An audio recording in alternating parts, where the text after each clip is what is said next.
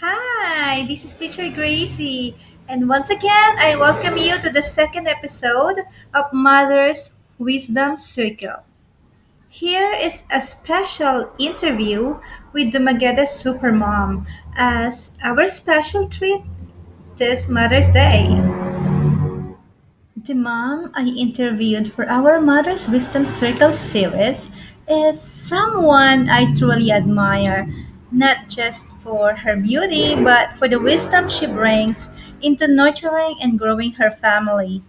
I'm incredibly proud to have met her, and I didn't let the opportunity pass to have a meaningful conversation with her. I asked for insights on how she carries out her roles as a mother, a wife, a cheerleader to her children and husband, and as an individual who supports her spouse in empowering chess players across Negros Oriental. Hi, how are you?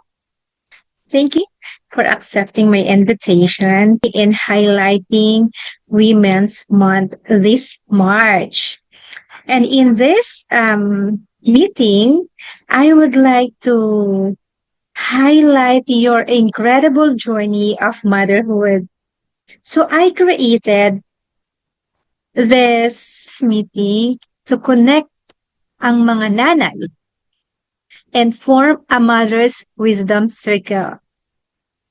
So in this gathering, we can share stories, our wisdom and lessons in life that can inspire and empower one another as mothers.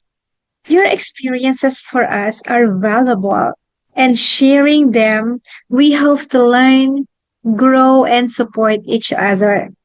So relax and enjoy lang yung mga questions na itatanong ko sa'yo. My opening question is, can you tell us a little about yourself and your journey as a mother? For example, how many children do you have and what are their ages? And what was it like when you first became a mom? And how has your parenting evolved over the years?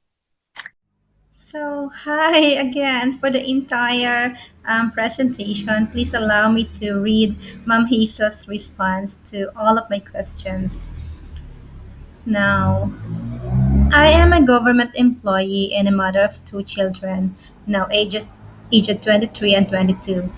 I didn't have a hard time with motherhood because, in addition to being 27 years old when I had my first child, age-wise, medyo matured na. My mother was still alive at that time and always there to help me. I remember those times when I had to take my baby to the hospital for immunizations. My mother and my brother would always take time off work to accompany me and the baby. Then, after a year, I had two children.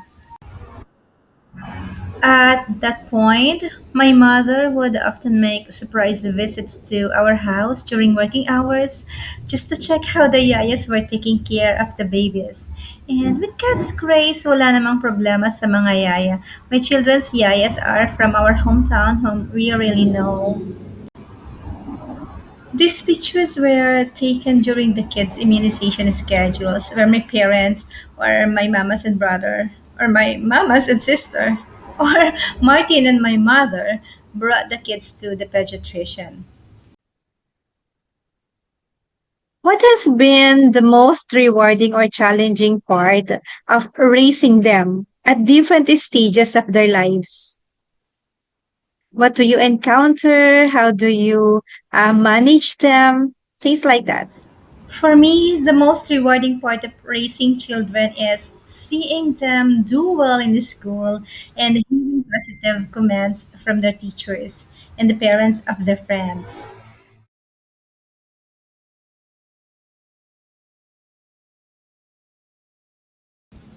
The most challenging part, on the other hand, is when school activities, such as PTA meetings, conflict with our work schedules.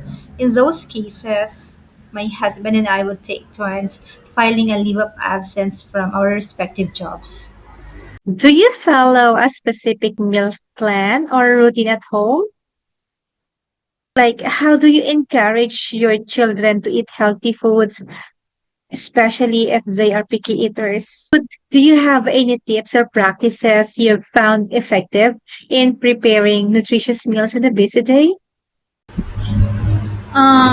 I don't follow a specific meal plans.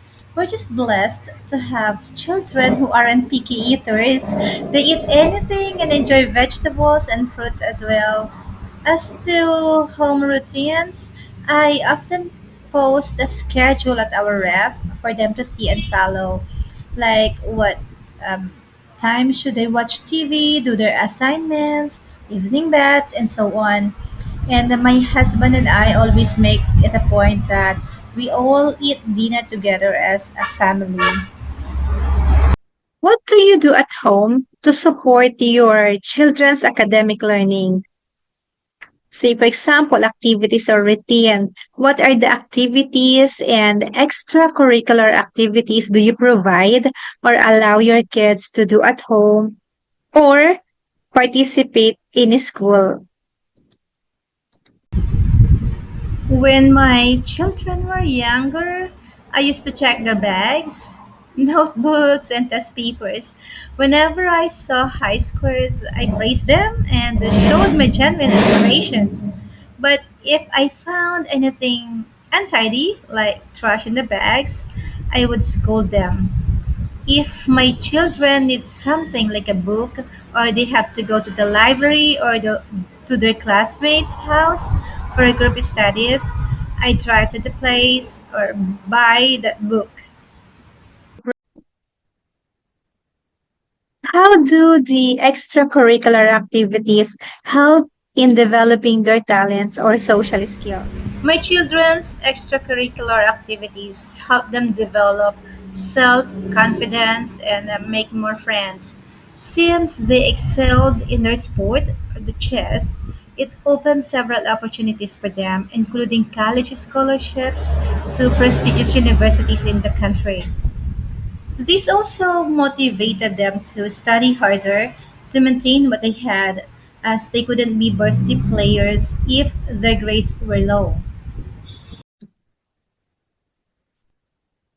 Are there any educational tools or resources that you highly recommend? I believe sending school children to common schools would be the best that I can recommend. Though, hindi ko to nagawa dahil wala pang common sa Dumaguete during the time of my children.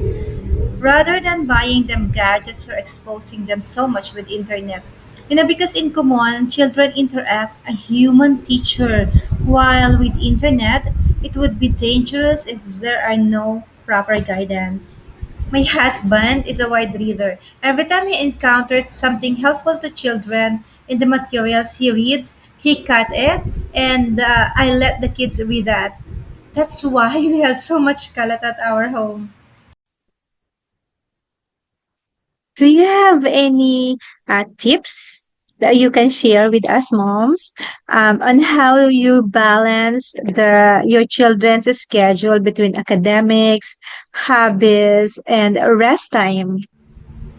As for tips, all I can say is that as parents, we just need to support our children. Talk to them about what they need or want. And in my case, if I see that what they want is good for them and I am capable of providing it, I give it to them.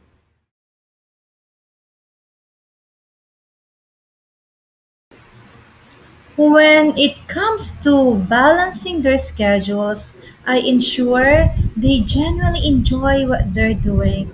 This way, they take the initiative to make time for training in their favorite sport, practice with other commitments like the school band, and still prioritize studying their lessons. Regarding rest, I believe that when children truly love what they're doing, there's no need to force it because for them, it never feels like hard work in the first place. After providing resources to meet their needs and giving all our support, of course, it is normal for us mom to expect something from them. But as a mom, how do you handle situations when your child doesn't meet certain expectations, like, the grades, contest, behavior?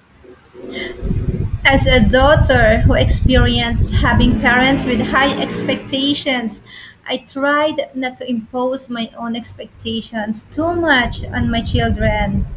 Yes, I pray hard for them to succeed and excel in whatever they do, but I also prepare myself to accept setbacks. I choose to be content with whatever they achieve. For example, my daughter is a consistent honor student, and I am so proud of her.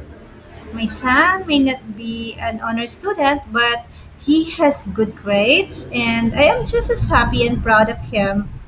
Right now, they both enjoy full scholarships, and I couldn't thank God enough for that. How do you comfort or guide your children through disappointment or failure when they come to you and they were crying because they failed, or maybe they didn't do what you told them, and they know you're expecting something? How do you comfort them? Every time I see my children struggling with disappointment or failure, I just pray and pray. I listen to their stories and reassure them that it's okay. I remind them that their papa and I are always here for them. So I encourage them by telling them that maybe it's just not their time yet. I remind them that failure is only temporary unless we give up and that there are valuable lessons to be learned from it. I always cheer them up, even if at the end of the day, I find myself crying for them in secret. Thank you so much for opening your hearts and sharing your journey of motherhood with us. So before we end, what advice or message would you like to share with other moms who are also raising their children today, especially for those who are starting to be mothers? As to advice for other moms, all I can say is be a hands on mom. Listen to other mom stories and try to examine what fits best to the kind of children that you have. Because I believe that there is no specific style of motherhood that fits to all.